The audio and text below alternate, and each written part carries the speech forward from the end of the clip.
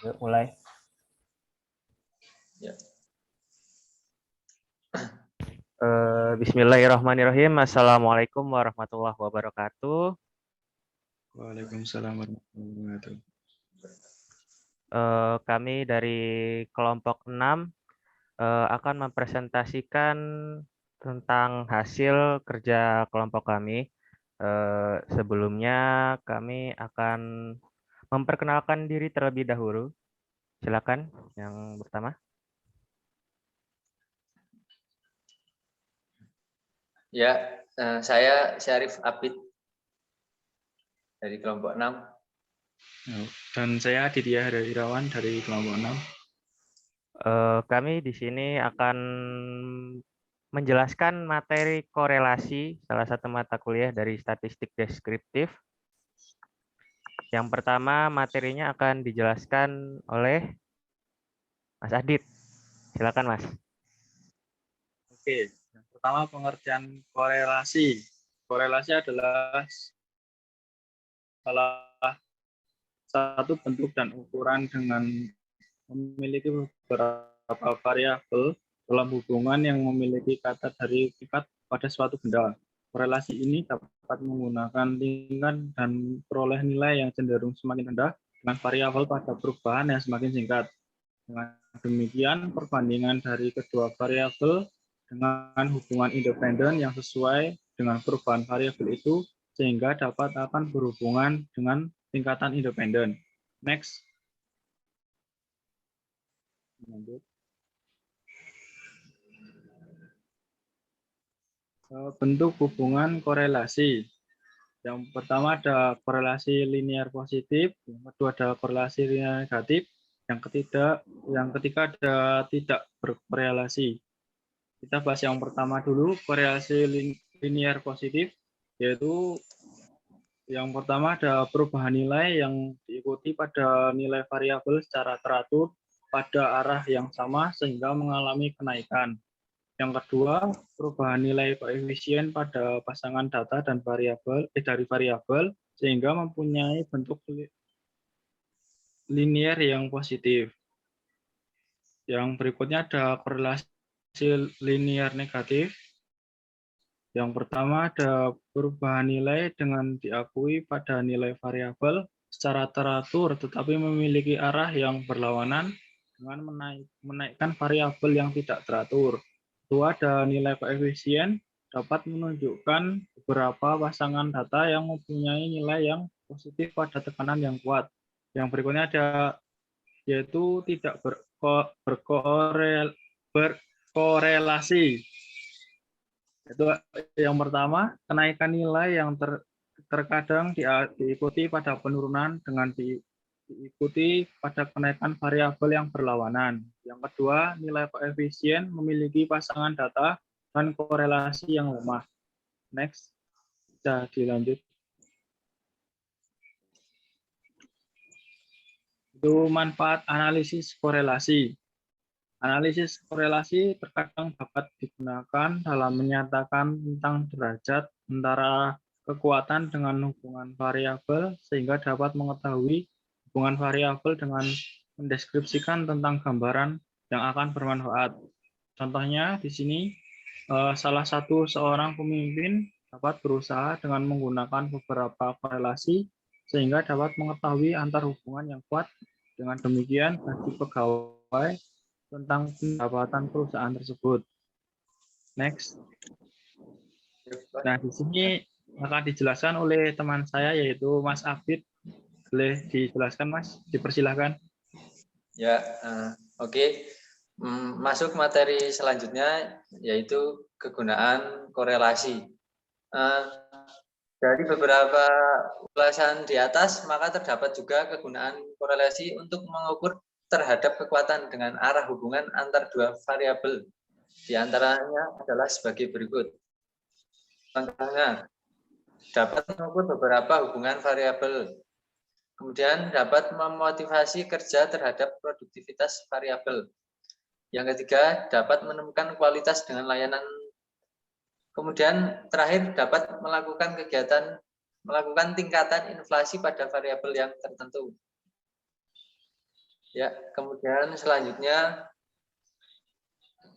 masuk materi selanjutnya, macam-macam korelasi. Korelasi memiliki jenis tingkatan yang telah dikenal sehingga memiliki peranan, yaitu diantaranya yang pertama yaitu korelasi sederhana. Korelasi sederhana ialah salah satu teknik statistik dengan mengukur kekuatan antar hubungan variabel untuk mengetahui dari bentuk hubungan yang bersifat kuantitatif. Kemudian yang kedua, korelasi parsial. Salah satu metode untuk pengukuran tentang keeratan antara hubungan variabel yang bebas dengan variabel yang tidak bebas. Sehingga dapat dengan mudah untuk mengontrol dari salah satu variabel. Kemudian yang terakhir, korelasi ganda. Ialah salah satu bentuk yang dapat digunakan untuk dapat melihat dari berbagai hubungan antara variabel dalam bentuk independen dan dependen, sehingga dapat berkaitan dengan interkorelasi dari variabel dependen. Selanjutnya akan dijelaskan oleh Mas Fahmi. Oke, terima kasih Mas Abid. Selanjutnya ada rumus korelasi. Korelasi pada umumnya dapat disebut sebagai Pearson yang memiliki rumus dengan perhitungan yang sederhana dalam bentuk rumus matematika adalah sebagai berikut. Yang pertama ini ada R. R di sini merupakan koefisien korelasi. Rumusnya seperti ini ya. Ada N sigma XY minus dalam kurung sigma X dalam kurung sigma Y per akar dalam kurung N sigma X kuadrat minus sigma X dikuadratkan. Tutup kurung. Kemudian lagi dalam kurung N sigma Y kuadrat dikurangi sigma Y dikuadratkan. Keterangan di sini R ini adalah mencari koefisien korelasi. N ini suatu pasangan data X atau Y. Terus sigma X adalah suatu jumlah dari bentuk variabel X.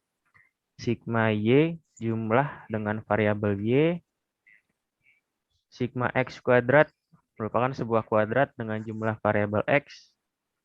Sigma Y kuadrat merupakan sebuah kuadrat dengan jumlah pada variabel Y.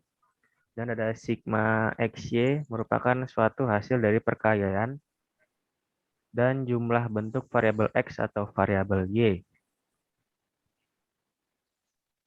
Kemudian ada contoh soal tentang korelasi. Sebuah perusahaan ingin mengetahui seberapa kuat hubungan antara pendapatan karyawannya dengan pengeluaran atau konsumsi per bulannya. Dari 6 orang karyawan yang diwawancarai diperoleh data sebagai berikut. Ada X merupakan pendapatan dalam satuan ribuan. Bulan orang pertama ada 800.000, 900.000, 700.000, 600.000, 700.000, 800.000. Kemudian Y ini adalah konsumsi dalam satuan ribuan. Orang pertama ada 300.000, ada 300.000, 200.000, 100.000, 200.000, 200.000. Nah, untuk menghitung koefisien korelasi maka disusun tabel bantu sebagai berikut. N yang pertama ini jumlah bulannya ya.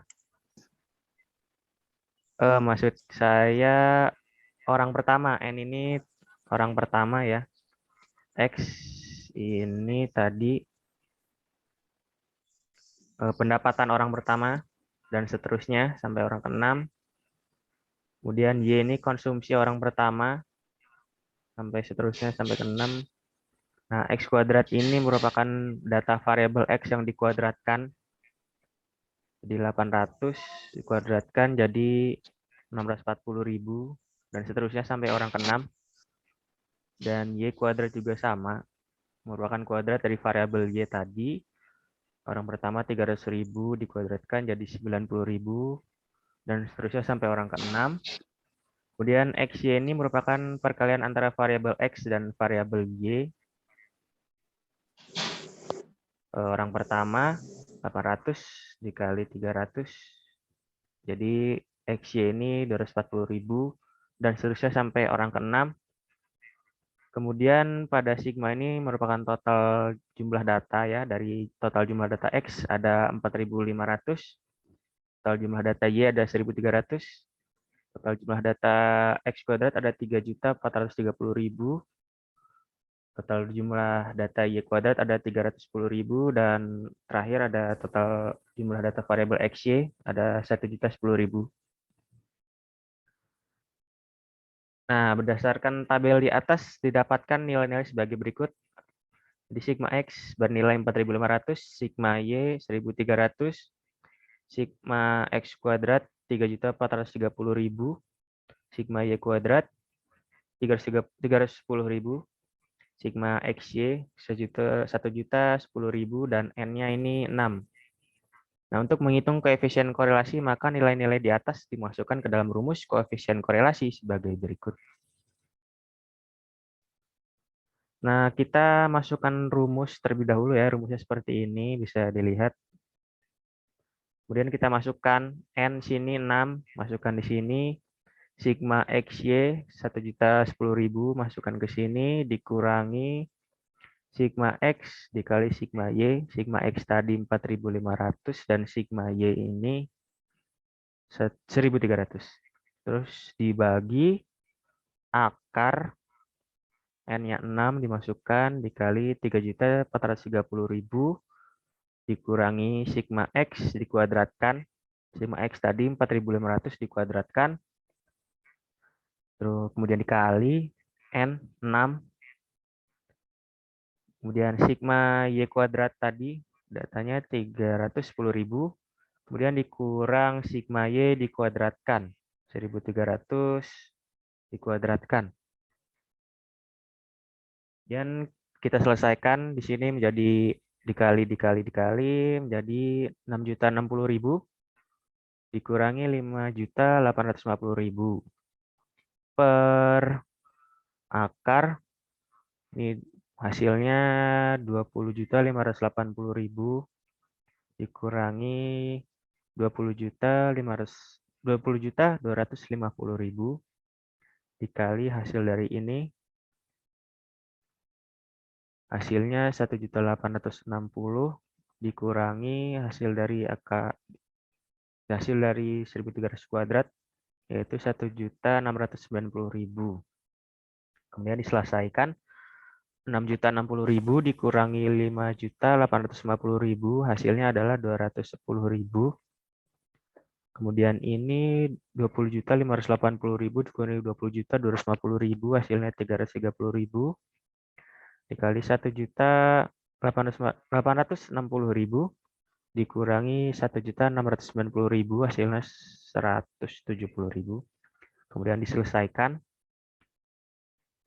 Ini akarnya dikali tadi ya 330 dikali 170.000 hasilnya 56.100.000.000 diakarkan hasilnya adalah 236.854,4. Jadi R-nya ini 210.000 dibagi 236.854,4. Jadi hasil R atau koefisien korelasi adalah 0,88621. Ini hasilnya. Jadi diperoleh nilai korelasi atau R sebesar 0,88621. Karena nilainya positif dan mendekati 1, maka hubungan konsumsi dan pendapatan kuat dan searah positif. Artinya peningkatan pendapatan karyawan suatu perusahaan akan diikuti dengan peningkatan pengeluaran atau konsumsi.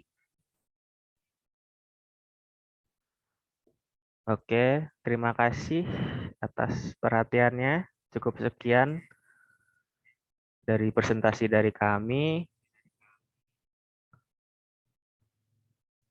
Mungkin itu saja dari kami. Mohon maaf atas kekurangannya. Assalamualaikum warahmatullahi wabarakatuh. Waalaikumsalam warahmatullahi wabarakatuh.